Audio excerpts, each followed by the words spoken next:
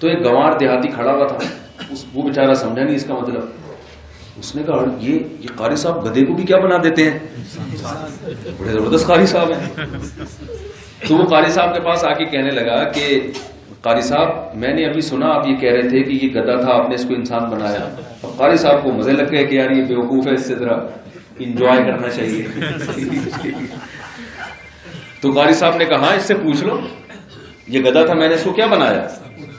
بچے سے پوچھا، بچے نے کہا ہاں میں گدھا تھا، مجھے کیا بنا دیا انسان.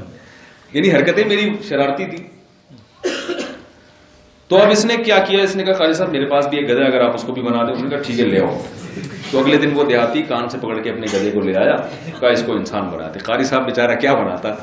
قاری صاحب نے کہا اصل میں انسانوں والا مسالہ لگا کے 3-4 دن تک رکھنا پڑتا ہے ہمیں، ٹھیک ہے نا، آہستہ آہستہ بنے گا، تو چھوڑ جاؤ اس گدھے کو ہمارے پاس.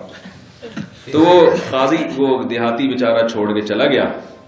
3 دن کے بعد آیا، کہاں گیا گدھا. تو وہ قاری صاحب نے کہا اصل میں اس پہ مسالہ غلطی سے زیادہ لگ گیا ہے، تو وہ نارمل انسان نہیں بلکہ انسانوں میں وہ اپر لیول کا انسان بن گیا ہے.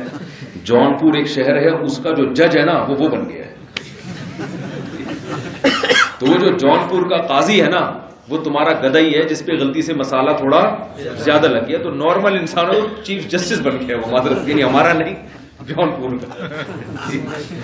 تو وہ چیف جسٹس بن گیا.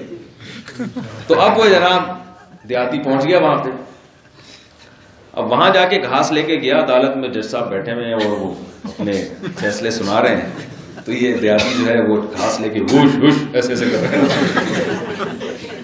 جج کو غصہ آیا، اس نے بولا یہ کیا کر رہا ہے، ڈانٹ مانٹ سنائی. تو کہتے ہیں زیادہ شور نہ مچا، تو ہے تو میرا گدھا ہی نا، تو تجھ پہ مسالہ زیادہ لگ گیا تو یہاں پہنچ گیا. تو اللہ کے خوف کا اتنا زیادہ مسالہ لگ جائے کہ انسان بیوی بچوں کے حقوق ادا کرنے کے قابل نہ رہے اور جونپور کا قاضی بن جائے، تو یہ شریعت میں مطلوب نہیں ہے. جتنا اللہ اس کے رسول چاہتے ہیں نا مسالہ لگے، اتنا ہی لگنا ضروری ہے، اتنا ہی لگنا ضروری ہے، بس اس سے زیادہ نہیں.